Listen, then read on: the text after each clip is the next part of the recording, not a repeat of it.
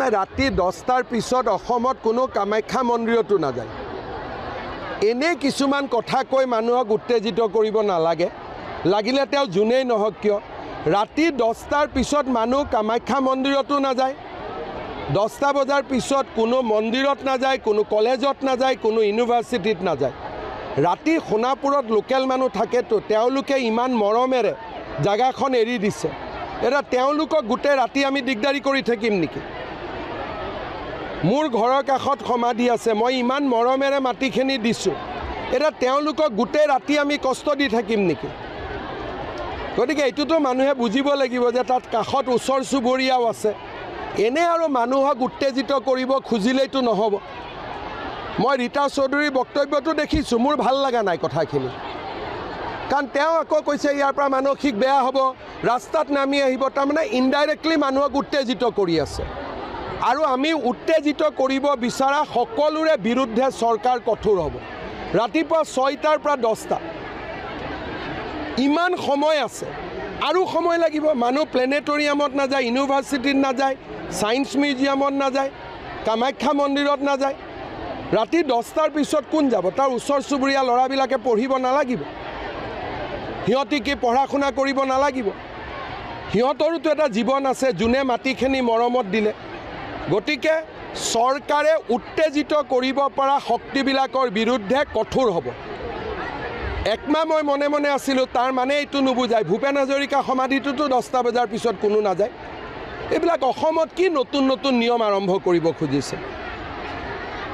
জুবিনে জীয়াই থাকোঁতেতো কেতিয়াও কোৱা নাছিল যে ভূপেন হাজৰিকাৰ সমাধিটো ৰাতি 10টাৰ পিছত মুকলি কৰি দিয়ক যি কথা জুবিনে কোৱা নাছিল সেই কথা আমি কিয় কওঁ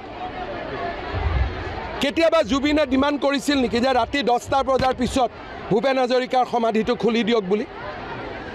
যিটো কাম জুবিনে জীয়াই থকা দিনত কৰা নাছিল জুবিনৰ নাম লৈ জুবিনৰ মৃত্যুৰ পিছত এইবিলাক কাম আমি কৰিব নাপায় ক'ব পাৰে 10টাৰ জেগাত 10:30টা কৰি দিয়ক বেলেগ কথা বোলে 10টাৰ জেগাত 11টা কৰি দিয়ক বেলেগ কথা কিন্তু এইবিলাক কি কথা নতুন ল'ৰা উত্তেজিত হৈ যাব নতুন ল'ৰাৰ আৰু বেলেগ কাম নাই উত্তেজিত হ'ব নিজৰ অসমত নিজে উত্তেজিত হ'ব অসমখন তেওঁলোকৰ জন্মভূমি নহয় নতুন ল'ৰাৰ অসমখন মাতৃভূমি নহয় নতুন ল'ৰাই মোতকৈ অসমক বেছি ভাল পায় সেইকাৰণে অসমত আজিলৈকে এটাও গণ্ডগোল হোৱা নাই জুবিন অনুৰাগী হিচাপে চাবলৈ গ'লে আমাৰ 24 ঘণ্টাই খোলা থাকিব লাগিব আমাৰ 24 ঘণ্টাই খোলা লাগে প্ৰশাসন আছে ব্যৱস্থা কৰিব যেহেতু মানে কি দিনৰ ভাগখিনি ঠিকেই চলি যায় ৰাতিৰ ভাগত বহুত মানে খাই মেলি উদ্ভণ্ডালি কৰে সেইটো কাৰণে এছঅপিটো যিটো জাৰি কৰিছে সেইটো কাৰণে আমি সন্মত জনাইছোঁ বাৰু মই চৰকাৰৰ এছঅপিটোত মই ছাপোৰ্ট কৰিছোঁ আৰু সেই সময়টো খালি অকণমান দীঘলীয়া হ'লে ভাল হয় মানে 12টামান বজালৈ নিলে মই বেছি ভাল পাওঁ আহক সকলোৱে আহক সোণাপুৰখন সকলোৰে হয় অকল কেৱল আমাৰেই নহয় সকলোৰে হয় অসমবাসীৰ হয় জুবিনদাৰ কাৰণে সকলোৱে ইয়াৰ আমোদজনক চাব আহক কিন্তু সুস্থ মগজুৰে আহক সকলোৱে শ্ৰদ্ধা কৰক ভক্তি কৰক কিন্তু মদ ভাং এইবোৰ খাই মেলি যাতে ইয়াত নাহে যিটো স্থায়ী সমাধি নিৰ্মাণৰ কাৰণে অলপ কাম কৰিবলৈ অলপ জেগাৰ প্ৰয়োজন সেইকাৰণে আমি যিসকল দৰ্শক ইয়াতে শ্ৰদ্ধা নিবেদন কৰিবলৈ আহে তেখেতসকলে ৰাতি 10টা বজালৈকে শ্ৰদ্ধা নিবেদন কৰিব পাৰিব ৰাতিপুৱা 6টাৰ পৰা 10টালৈকে আৰু বাকী সময়খিনি আমাৰ চাফ চিকুণ কৰাৰ বাবে বিভিন্ন কাম কাজৰ বাবে আমি অলপ সেইখিনি সময়ত বন্ধ ৰাখিম দৰ্শনটো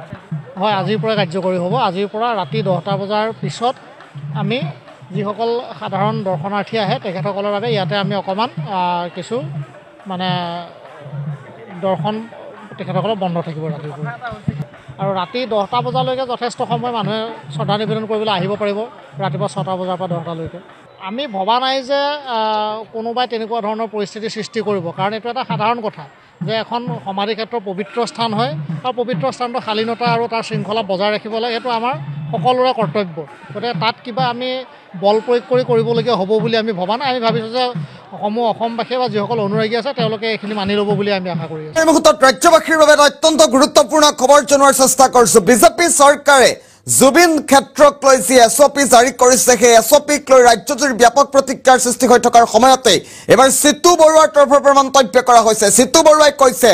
জুবিন ক্ষেত্ৰক লৈ কোনো ধৰণৰ এছঅপি নচলিব আমি যেতিয়াই মন যায় তেতিয়াই জুবিন ক্ষেত্ৰলৈ যাম জুবিন ক্ষেত্ৰলৈ যে লাখ লাখ মানুহ গৈছে তাক দেখি বিজেপি চৰকাৰে ভয় খাইছে সেই কাৰণেই এই ধৰণৰ এছঅপি জাৰি কৰা হৈছে কিন্তু কোনো ধৰণৰ এছঅপি ইয়াত কাৰ্যক্ষম হ'বলৈ নিদিও আমি যেতিয়াই মন যায় তেতিয়াই যাম কি কৈছিল চিতু বৰুৱাই জনোৱাৰ চেষ্টা কৰিম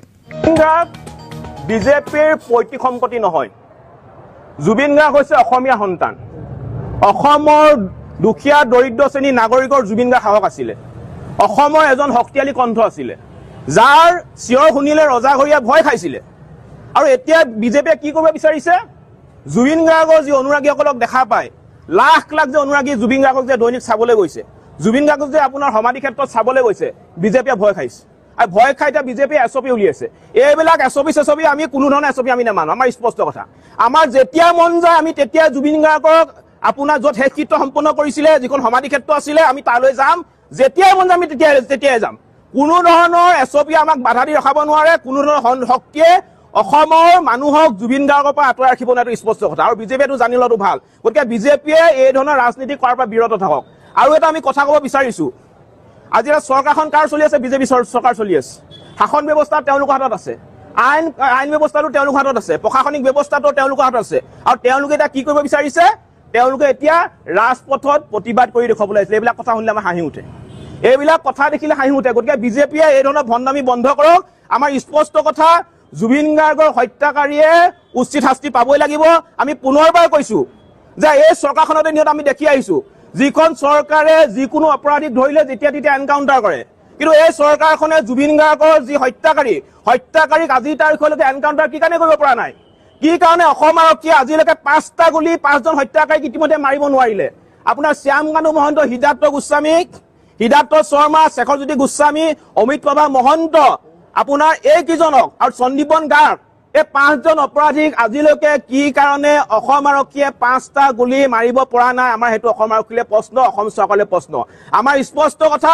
জুবিন গাৰ্গৰ হত্যাকাৰীক এনকাউণ্টাৰ কৰিব লাগিব জুবিন গাৰ্গৰ হত্যাকাৰীক ফাঁচিকাটত ওলমাব লাগিব জুবিন গাৰ্গৰ হত্যাকাৰীক কঠোৰৰ পৰা কঠোৰ শাস্তি প্ৰদান কৰিব লাগিব নহলে অসমৰ জনগণ শান্ত নহয় অসমৰ জনগণ শান্ত নাথাকে গতিকে আমাৰ স্পষ্ট কথা দুখীয়ে কঠোৰ শাস্তি পাব লাগিব অন্যথা কিন্তু জাতীয় সংগ্ৰামী অসমে অসমৰ জনগণক লগত লৈ কিন্তু বৃহৎ প্ৰতিবাদী কাৰ্যসূচী ল'বলৈ আমি বাধ্য হ'ম জুবিন গাৰ্গ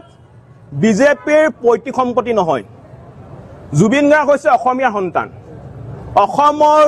দুখীয়া দৰিদ্ৰ শ্ৰেণীৰ নাগৰিকৰ জুবিন গাৰ্গ সাহস আছিলে অসমৰ এজন শক্তিশালী কণ্ঠ আছিলে যাৰ চিঞৰ শুনিলে ৰজাঘৰীয়া ভয় খাইছিলে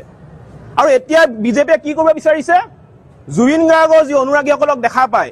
লাখ লাখ যে অনুৰাগী জুবিন গাৰ্গক যে দৈনিক চাবলৈ গৈছে জুবিন গাৰ্গক যে আপোনাৰ সমাধি ক্ষেত্ৰত চাবলৈ গৈছে বিজেপিয়ে ভয় খাইছে আৰু ভয় খাই এতিয়া বিজেপিয়ে এছপি উলিয়াইছে এইবিলাক এছপি আমি কোনো ধৰণৰ এছপি আমি নামানো আমাৰ স্পষ্ট কথা আমাৰ যেতিয়া মন যায় আমি তেতিয়া জুবিন গাৰ্গক আপোনাৰ য'ত শেষকৃত্য সম্পন্ন কৰিছিলে যিখন সমাধি ক্ষেত্ৰ আছিলে আমি তালৈ যাম যেতিয়াই মন যায় আমি তেতিয়াই যাম কোনো ধৰণৰ এছপি আমাক বাধা দি ৰখাব নোৱাৰে কোনো ধৰণৰ শক্তিয়ে